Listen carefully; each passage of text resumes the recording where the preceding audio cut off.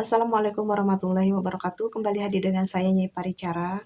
Kali ini saya ingin kembali bercerita. Ini tentang sebuah sandiwara radio yang berjudul Pelangi di Atas Gelagawangi ya.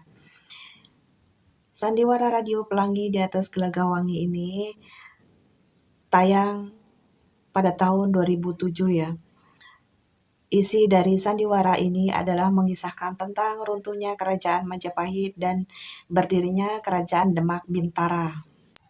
Dikisahkan ada seorang empu yang berusia 40 tahunan ya, masih membujang dan dia adalah seorang guru dari sebuah padepokan bernama Padepokan Antahpura.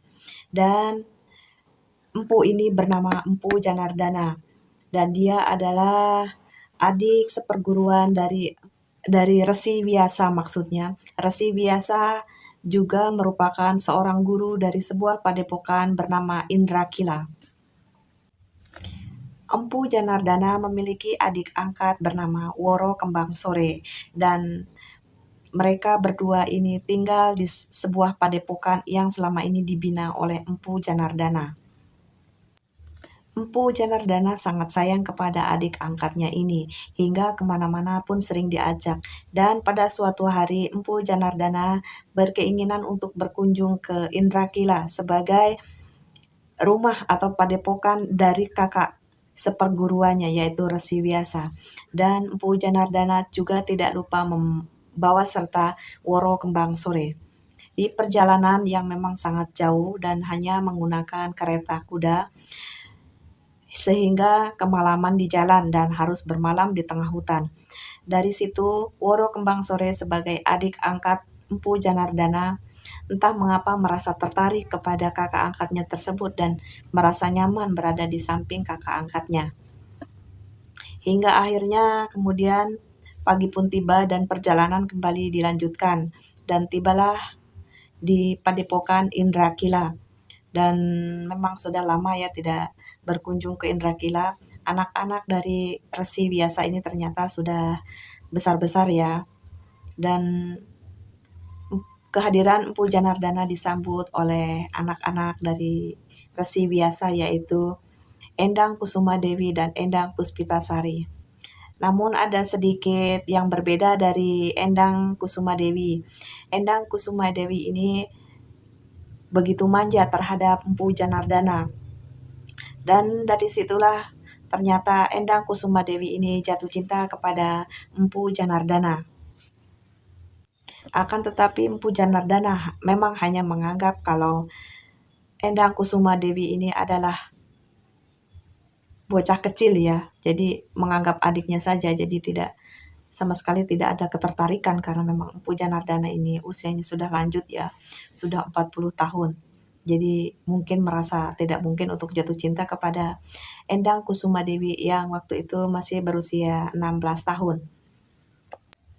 Akan tetapi Empu Janardana ini justru jatuh cinta kepada Endang Puspitasari, kakak dari Endang Kusuma Dewi.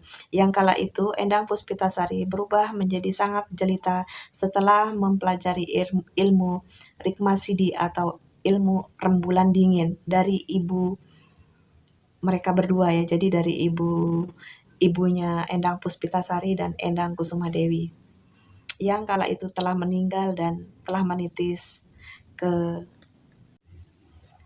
cahaya bulan purnama. Empu Janardana yang tidak kuasa menahan rindunya kemudian pergi menemui Endang Puspitasari ya, dan mengirimkan surat kepada Endang Puspitasari bahwasanya ia menyukai Endang Puspitasari dan ingin menikahinya. Lamaran dari Empu Janardana ini pun diterima oleh Endang Puspitasari, begitu juga oleh ayahnya yaitu Resi Biasa. Dan untuk Endang Kusuma Dewi tentu saja merasa sangat kecewa dan merasa sangat cemburu. Dan ia pun akhirnya pergi meninggalkan Indrakila di saat pernikahan Endang Puspitasari dan Empu Janardana. Kemudian Woro Kembang Sore juga yang jatuh cinta kepada Empu Janardana juga meninggalkan Padepokan Antahpura dan ia bermaksud mencari ibunya.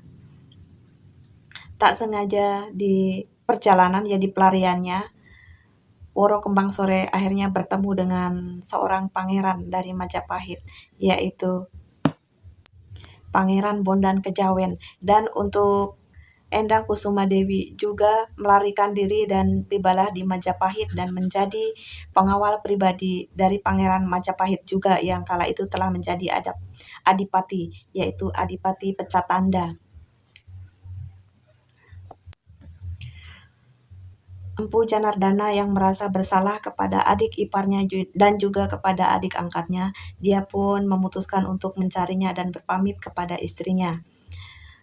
Dan dia berjanji hanya 1 bulan saja ya untuk meninggalkan Indrakila. Dan di perjalanan Empu Janardana bertemu dengan Raden Patah ya.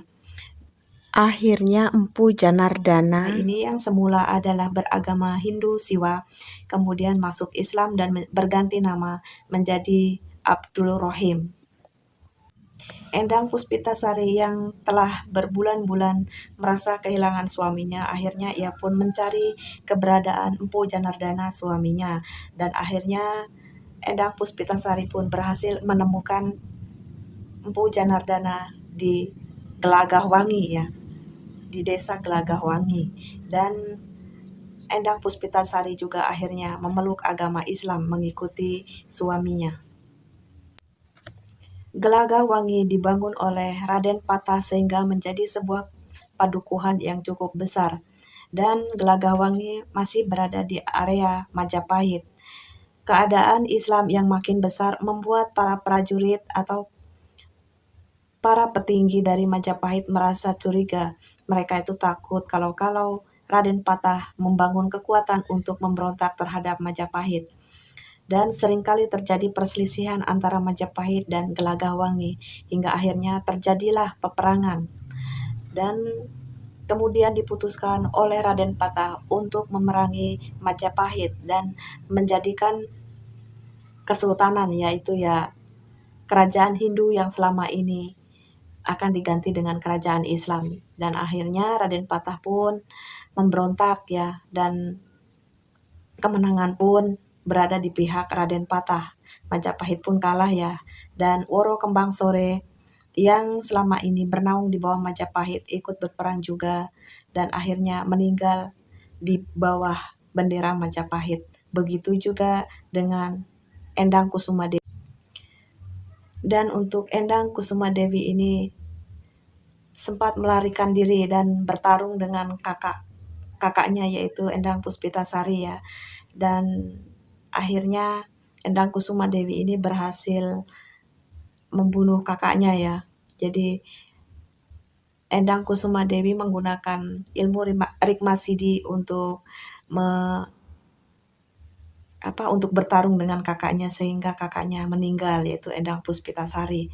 Dan Woro Kembang Sore yang meninggal terkena anak panah, dia menjelma menjadi seekor kijang dan terus mengikuti Pangeran Bondan Kejawen pergi meninggalkan Majapahit beserta dengan Prabu Brawijaya Wirabumi.